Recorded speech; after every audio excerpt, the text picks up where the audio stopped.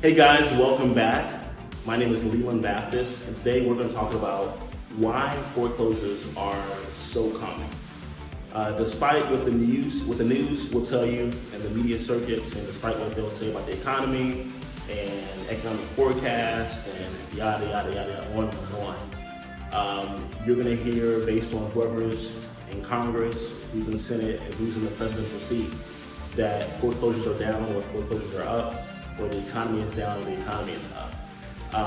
So real quick, so you guys can know a little bit about me. I actually have a degree in economics, and I have a degree in finance, et cetera, et cetera. And one of the things that people are not truly understanding when it comes to foreclosures is that foreclosures are a lot more common than what is projected, okay? And you can be in the foreclosure process and still not have your account, your house, your home foreclosed on, okay? Foreclosure process and foreclosed on are two separate things. And we'll discuss that in a later video.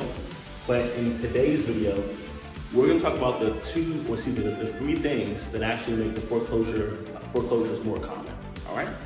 So let's begin. So the very first thing that you're gonna know is that the way that our economy is set up heavily to rely on debt, okay? Debt, D-E-B-T. That is how we acquire majority of our assets, right? So if you're taught that your car is an asset, your home is an asset, et cetera, they give consumers debt to purchase these things to then go ahead and allow the economy to sludge on ahead, all right? So the most common tool when it comes to debt is actually that of the FHA loan for home buyers. Now you'll often have people refer the FHA as first-time home buyers. That's not necessarily true.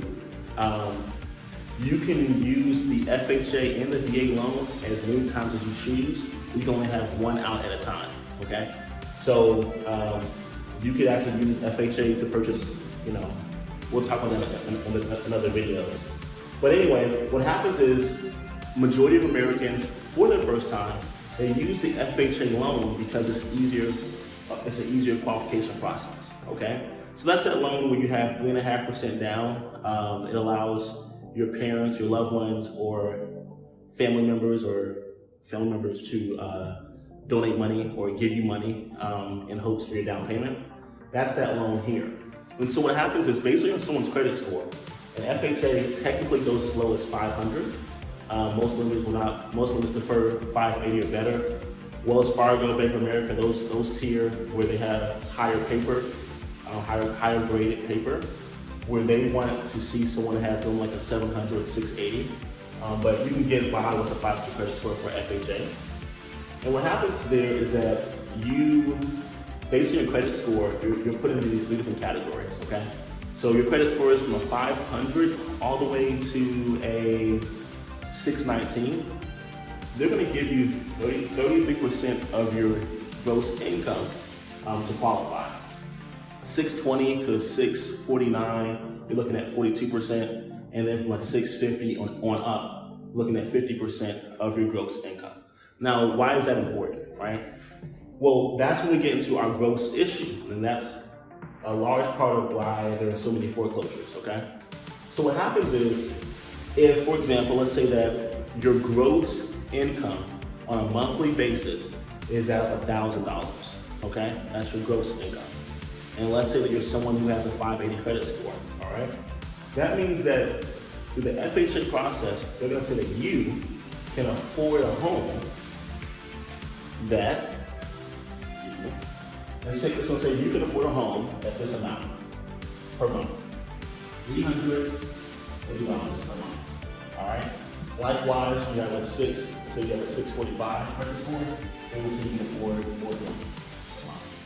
And then let's say you have a 670 credit score, they're gonna say you can afford basically $500 a month. Now here's the deal, I want you guys to think about this mathematically. The individual who is making $1,000 gross a month, and let's say they have that 670 credit score, they're able to buy more of a house, but their income has not changed, okay? Their income has not changed, but they're able to qualify for more of a house. Whereas a person with a 580 credit score, they have the exact same income, okay? Could be the exact same age, et cetera, et cetera, et cetera. But because the credit score is different, they qualify for less of a house, all right? Now here's where we kind of get into the gross issue. Many Americans, especially many consumers, and it's not the consumer's fault per se. As a society, we don't stress financial literacy. And so because we don't stress financial literacy in the schools, people they have no idea what's going on. The gross issue here is that if you're someone that grosses $1,000 a month, so let's put that right here, $1,000. Okay? What happens as a W-2 employee, as many Americans are W-2 employees, what happens is that you receive your money post-tax, okay? In other words, federal withholdings, state withholdings, Medicare, Medicaid, et cetera, et cetera. These are all things that are taken out of your check before you receive your check, okay? So the average tax for a W-2 employee is somewhere between 30 to 40%. That's the average, all right? So let's pretend that we're taking, for easy math, we're gonna say 40%, which is gonna be $400, okay? So $400 goes to Uncle Sam, your local state representatives, and so forth, all right? Now let's do easy math. 1,000 minus 400 equals what? $600. And this is where we get into our gross issue, because the FHA has qualified you as a home buyer, as a consumer, based on your credit score, on the amount of monthly payment you can afford for a house, okay? Now, if you have a great credit score, you qualify for a $500 a month mortgage, because you're making $1,000 a month. And then the issue comes in the fact that your tax liability is $400. So that means that you take home $600 per month. Well, your mortgage payment is $500 a month, right? So how exactly, as you as a consumer, can you truly get ahead? It's mathematically tough. It's technicality is that it's close to nearly impossible, unless something were to change with your gross income. If something were to change with your income, maybe you had a side hustle, whatever else, that's the only way you would actually get ahead. So here's what happens. For those of you, who have steady, consistent income, and your income does not change, it doesn't go up, right? What happens is, if any life event happens, and this is so common, especially with foreclosures, and we'll talk about the most common events that lead to a foreclosure. But if any of the major events, let's say that you were laid off, for example, okay? By technicality, the first time you are late on your mortgage payment, so everyone's mortgage payment is only due on the 15th, right? And technically it is late after the 15th of the month, right? So the 16th, they're gonna add penalties and interest, and so forth, okay? Once you pay on the 16th, or anything after the 15th, you're considered late, and it's a technical default, okay? It's a technical default. It means that your loan is in default, which means technically at the 16th, you are in foreclosure. Now, depending on the state that someone is in, whether, literally you could be in California, you could be in New York, you could be in Florida, you could be in Indiana. Depending on your state, that will dictate how the lender will then pursue you for that. Now, there are some lenders, for example, that they have loans that are in technical default, right? But the banks, some of these banks will choose which loans they will pursue. Because the more loans that show up on their database or on their spreadsheet, because loans for the bank are assets. So the more loans that show up as a default, it hurts the balance sheet. So sometimes what the banks do to save face and to keep their good score with the FDIC is that they may know that they have 10 loans on their books in the bag. but they may not pursue all 10 loans. They may look at the ones that are, worst case scenario and go after those loans, okay? Because if they report back to the FDIC, they have all these loans that are in default, the FDIC will tell them to clean up their books, okay? So sometimes,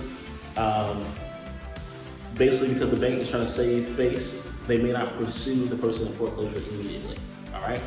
But the truth is, after the 16th, you are in a technical default, all right?